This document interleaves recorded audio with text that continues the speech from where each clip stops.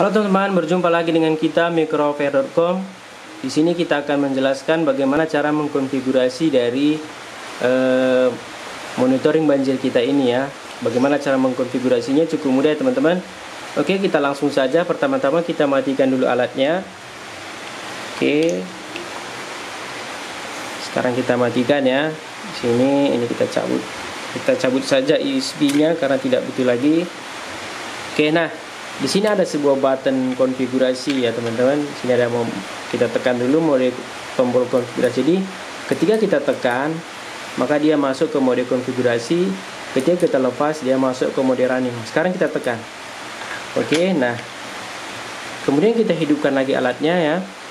Kita hidupkan lagi alatnya. Nah, sudah menyala ya teman-teman. Oke, nah sekarang setelah menyala, kita ambil smartphone kita. Oke, kemudian kita konekkan ke WiFi dari alat itu sendiri. Ini ada WiFi-nya, pantau banjir. Nah, sudah terkonek. Kemudian kita buka browser kita. Oke, nah kita akses dari Oke, sebentar ya.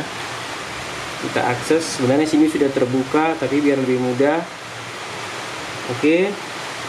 Nah, ini adalah mode dari konfigurasi settingannya. Nah, di sini ada latitude longitude-nya bila diperlukan ya teman-teman. Kemudian di sini ada 185 cm. Nah, maksudnya adalah jarak yang terukur oleh sensor ini adalah 185 cm. Nah, perlu kita ketahui bahwasanya 185 cm ini kita anggap adalah jarak 0. Karena dia terbalik ya, makin ke atas pengukurannya kan makin kecil, tapi aktualnya makin tinggi. Jadi kita setting di limit air ini sama dengan nilai itu ya, 185. Oke, nampak?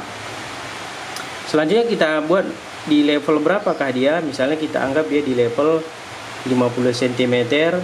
Dia akan mengirimkan alarm 1 ya, di 50 cm. Kemudian kita anggap di 100 cm itu adalah alarm 2. Kemudian 150 itu kita anggap dia akan mengirimkan alarm ketiga. Jadi semakin naik semakin tinggi ya teman-teman. Kita save. Nah, jadi di sini juga ada fitur update firmware ya. Mana tahu nanti ada penambahan fitur, perubahan URL dan lain-lain, bisa kita update firmware melalui button ini.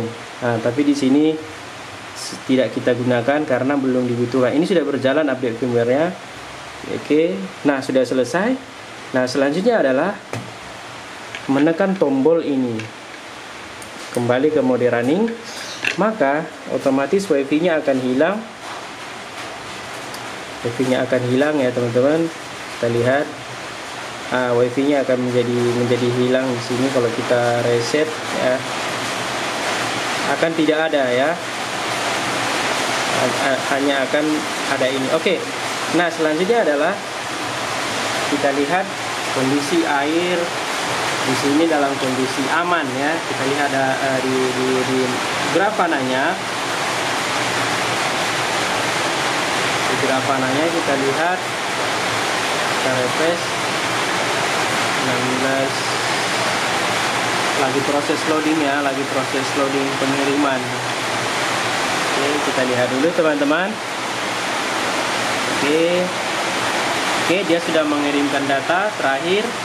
Kemudian dia akan mengirimkan kondisi telegram ya, kondisi telegram air dalam kondisi normal lah.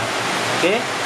Nah, selanjutnya adalah kita coba alarmnya ya. Kita anggap airnya ini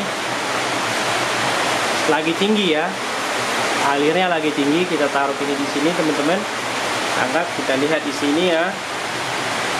Jadi ketika airnya berubah, maka dia akan mengirim ke Grafana ya, dan dia juga akan mengirimkan telegram ke di sini. Nah, alarm 1 pada level air. Nah, jadi di sini dia akan mengirim 3 kali kondisi alarm ya, alarm 1, alarm 2 dan alarm 3, atau pada terakhir alarm itu sendiri. Nah, pada level terakhir. Tunggu, kita lihat dulu teman-teman. Oke, dia proses.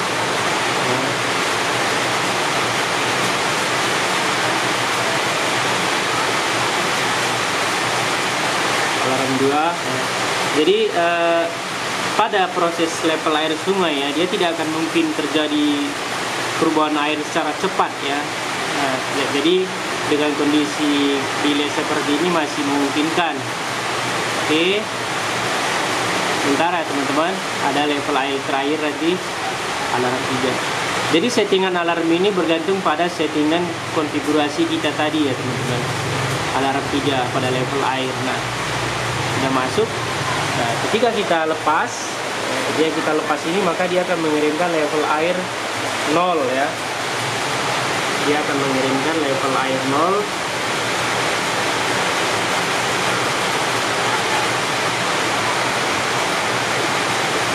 Oke, lagi proses. Jadi dia mengirim ke Grafana dulu servernya, ke database, kemudian dia mengirimkan ke Telegram.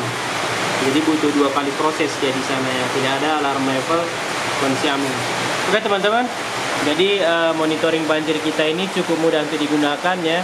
Bisa dikirim kemana saja, konfigurasinya juga sudah mudah, update firmware-nya juga mudah. Terima kasih, assalamualaikum.